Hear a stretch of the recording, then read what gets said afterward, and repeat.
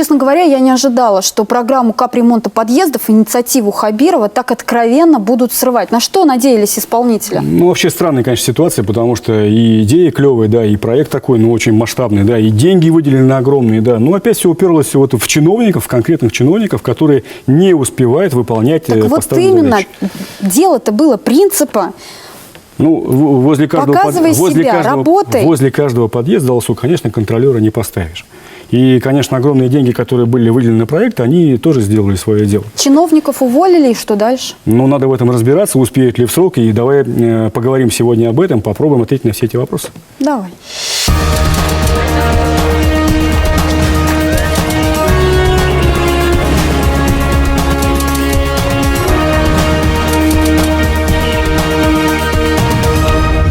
Еще в конце прошлого года Ради Хабиров лично дал старт грандиозному проекту. Вот она уже все потрескалась. Времени остается не так много. Министерство ЖКХ импотенция, что ли, или что? Придет метелкой, там помашет. Пришли для людей, спросите у людей в первую очередь. Еще в конце прошлого года Ради Хабиров лично дал старт грандиозному проекту.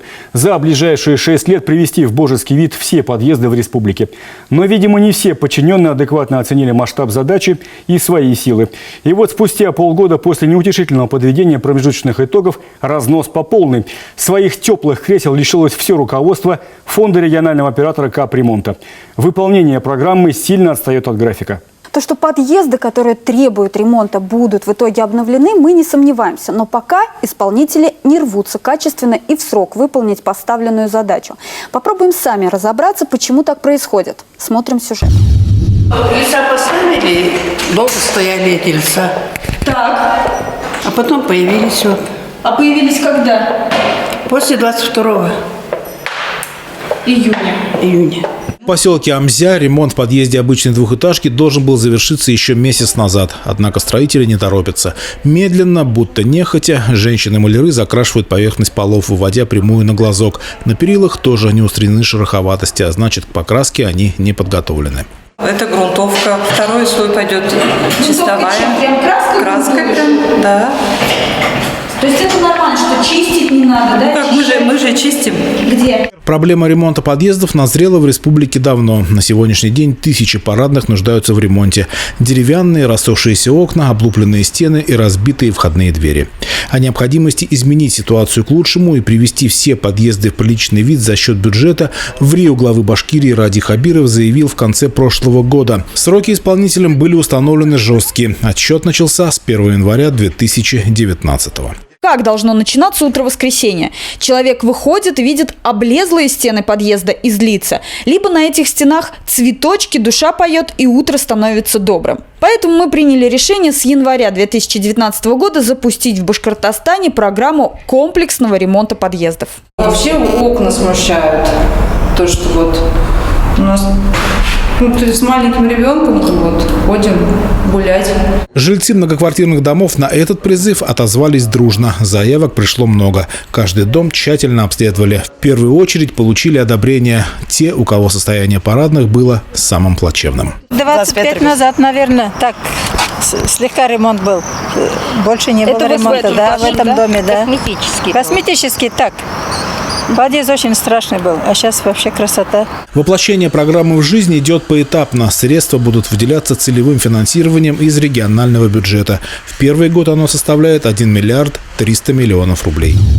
На подъезд двухэтажного дома 130 тысяч, пятиэтажного 320, девятиэтажного 732 тысячи рублей. Мониторинг состояния всех многоквартирных домов в республике осуществляет региональный оператор капремонта. На него же изначально была возложена и задача реализации программы. Специалисты именно этого некоммерческого фонда составили список обязательных работ для каждого подъезда. Ремонт входной группы, козырька, ступеней, устройства водоотлива, светильников. Внутри подъезда замене подлежат тамбурные двери, окна, перила, почтовые ящики. Должны быть произведены штукатурно-малярные и электромонтажные работы. В текущем году было запланировано отремонтировать 4000 подъездов. Этот тендер поделили между собой 4 подрядных организации, которые, по сути, не смогли освоить весь взятый на себя объем работ. Стройресурс, Промтехстрой, Уралнефть, Спецмонтаж и нефтекамская фирма «Гарант». Как заявили в региональном министерстве ЖКХ, сложившуюся ситуацию сейчас в авральном порядке исправляют все ответственные государственные и коммерческие структуры при активной поддержке местных органов власти. У нас в 95 домах практически можно сказать, что уже выполнены работы. Есть где-то небольшие дочеты, где старшие по домам, значит, сделали управляющие компании замечания подрядным организациям регионального оператора. На сегодняшний день устраняются. Но по первому и по второму этапу, в принципе, у нас все дома уже в работе на сегодняшний день. Думаем, что в любом случае указанному сроку должны справиться. Вот такая картина вырисовывается. Ясно, что новому руководству фонда придется, засучив рукава, исправлять допущенные ошибки. Тем более времени остается не так много. Окончательный результат мы должны видеть уже 1 ноября. Несмотря на потрясения и скандалы, первый этап реализации масштабной программы по ремонту подъездов многоквартирных домов продолжается. Соцсети полны вопиющих фото и видео фактов халтуры. Как обеспечить качество работ? Успеет ли в срок? Как вообще попасть в эту программу? Об этом мы сегодня спросим у наших гостей в студии «Честно говоря».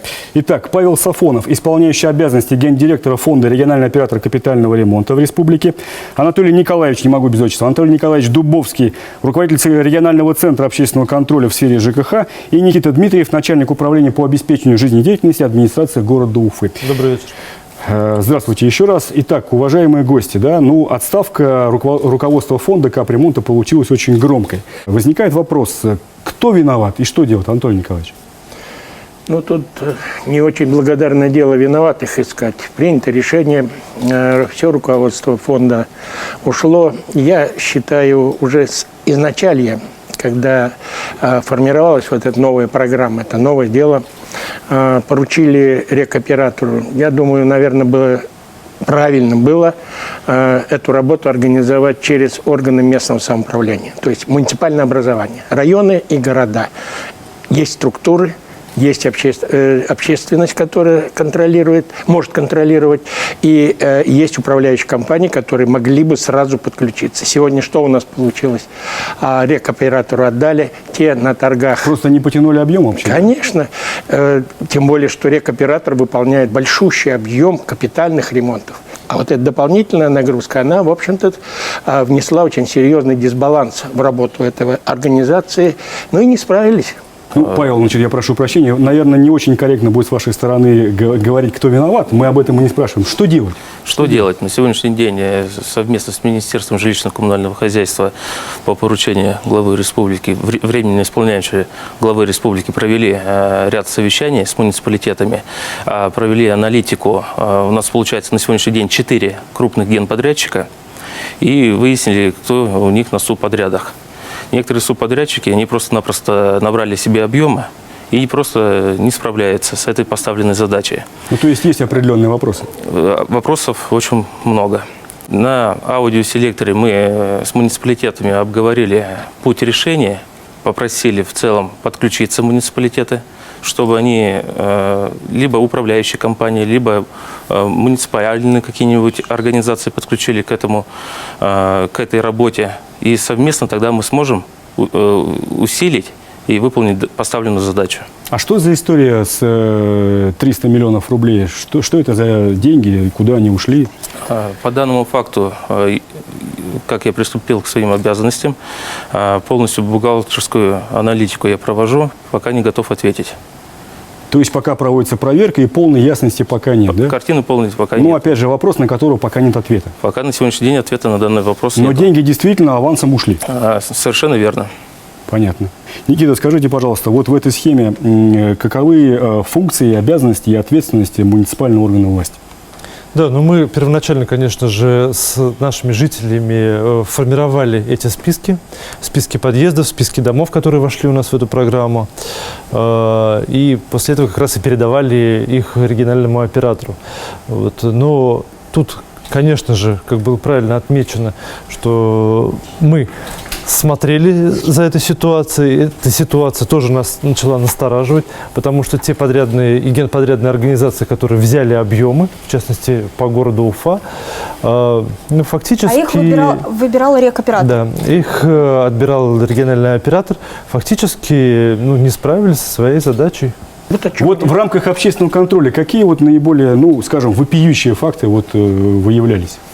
Как пример? Во-первых, первые вот выезды, да, начались у меня 5 мая. В праздничные дни мы, представители министерства, выезжали в Калининский район, и туда вызвали директора управляющей компании, подрядной организации. И уже тогда было видно, идет пробуксовка, нет слаженной работы. Вот вопрос обывателя, да, сидят ли вот в бюджете этого проекта те взносы на капитальный ремонт, которые платят жители? Вот не надо путать. У нас Вот две объясните. программы.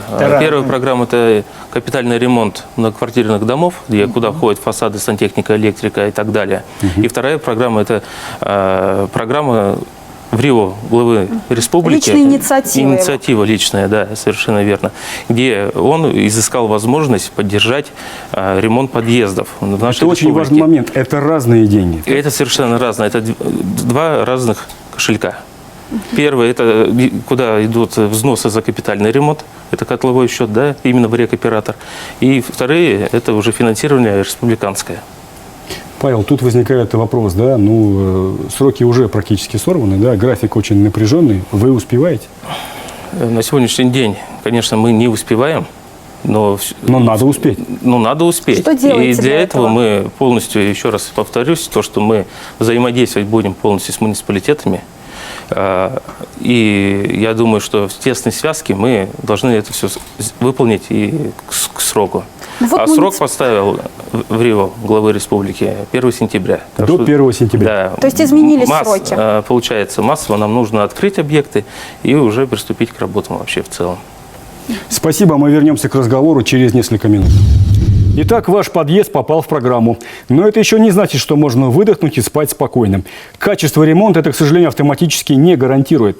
Давайте посмотрим, как в реальности ремонтируют подъезды, откуда берутся подрядчики и какие бывают претензии у жильцов. Смотрим сюжет. Комплексная программа ремонта подъездов для республики беспрецедентно масштабная. Это дополнительные рабочие места для нескольких сотен людей. Ирина Мурадшина приехала в Нефтекамск из Бирского района подработать штукатуром-маляром. Хотя и никогда этим не занималась. Квартиру ей и напарница снимают. Зарплата сдельная – 8 тысяч рублей за этаж. На какую именно компанию работает, не знает. Да ей не важно. Главное, деньги платят вовремя, к тому же наличкой. Ну так вы не маляр?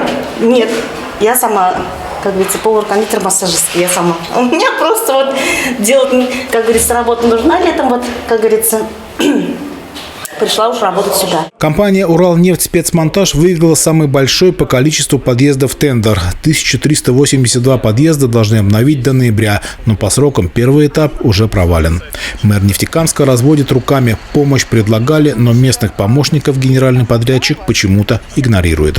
Мы воевали за местных подрядчиков на сегодняшний день, которые работают. Они тоже сейчас опаздывают, но не так сильно, как, например, Уфимский. Вот тому пример, работает компания, ни офиса Нефтекамский, ни главного инженера, ни бухгалтера, никого. То есть есть какой-то один представитель, молодой мальчик, который как снабженец больше работает. У него нет ни людей, ни ресурсов, ни компетенции для того, чтобы отвечать на поставленные вопросы или там его как-то подгонять. Ресурсов у него нет. Где же найти эти рабочие руки? Если, как выяснилось, за возможность поработать субподрядчиков просили заплатить. Об этом в интервью «Эху Москвы» рассказал Ради Хабиров. Может быть, там нет нарушения уголовного, но что привозит? Если кто-то выиграл на 25%, себе, значит, взял уже 25%, там 75%, значит, этот себе еще возьмет, а людям-то что останется, дойдет.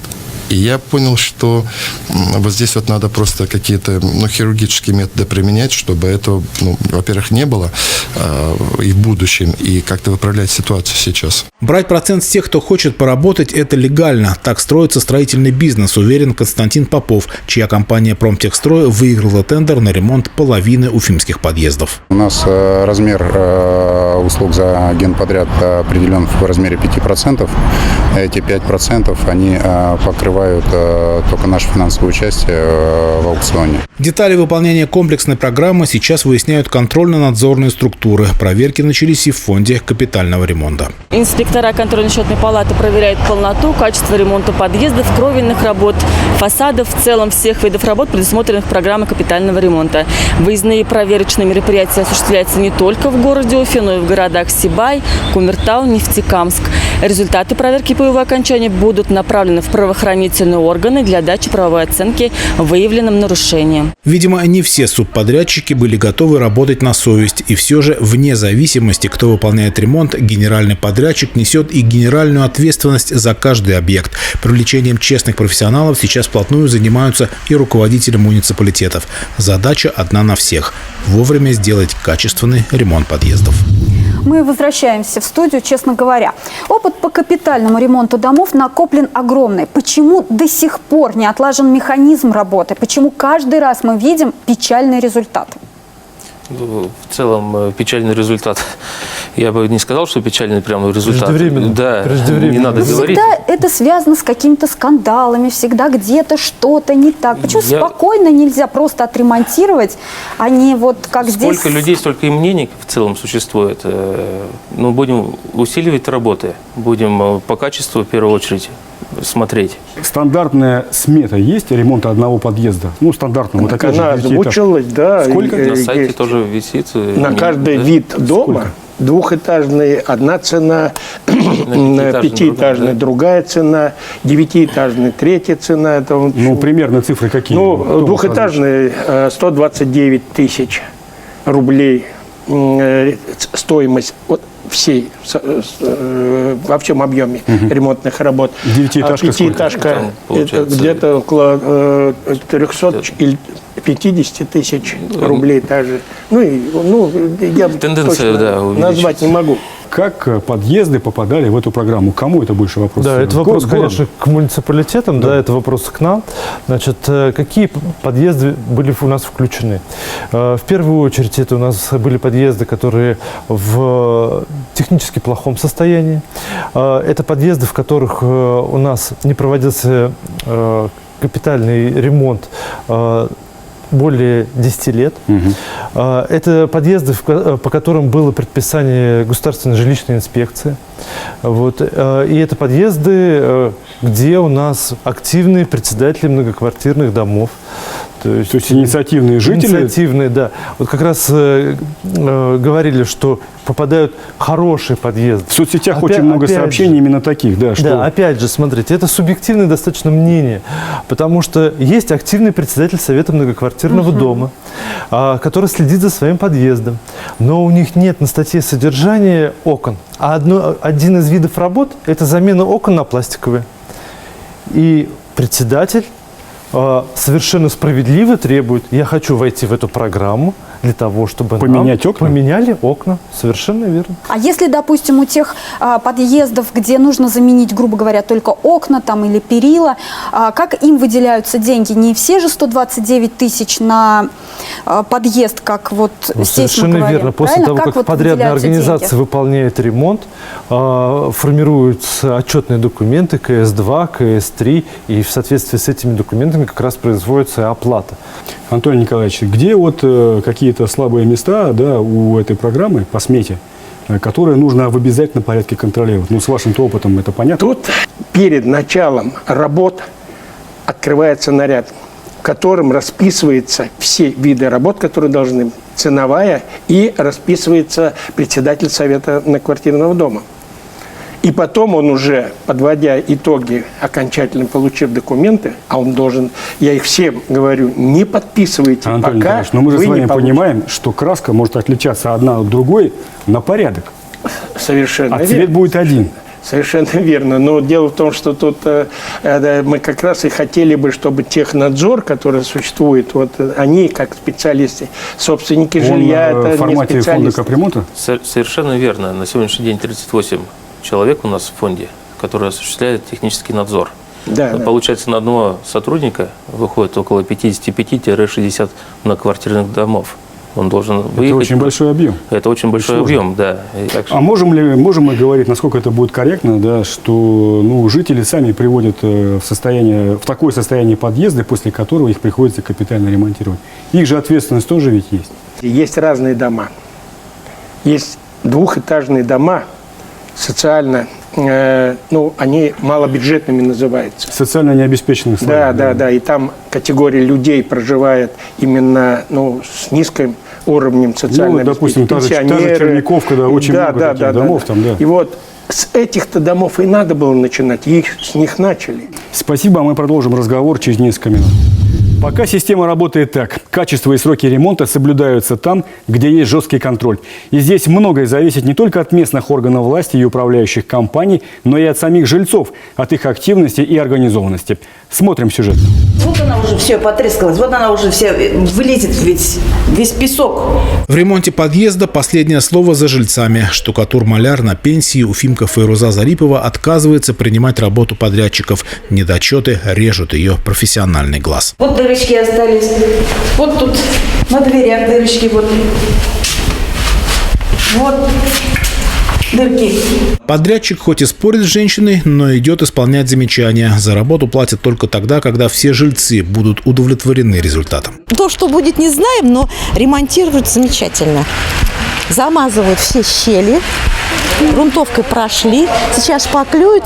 Надеемся, что будет хорошо. У строителей свои лайфхаки, как понравится владельцам квартир. Поэтому обязательно вот эту свежую нужно прям сегодня убрать, сразу водой немножко с собой промойте, чтобы чисто было.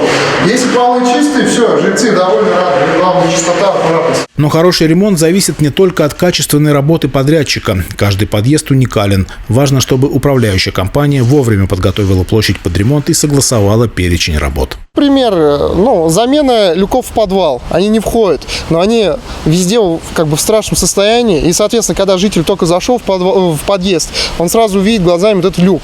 Да, вокруг мы делаем, но люк, он остается неприглядным. Масштабный проект задуман для того, чтобы облагородить окружающую среду, сделать ее чище, но некоторым жителям, похоже, тяжело даются перемены к лучшему. Сделали хорошо, но никто это не ценит. Двери не закрываются, и всякая шваль здесь, что это гадит.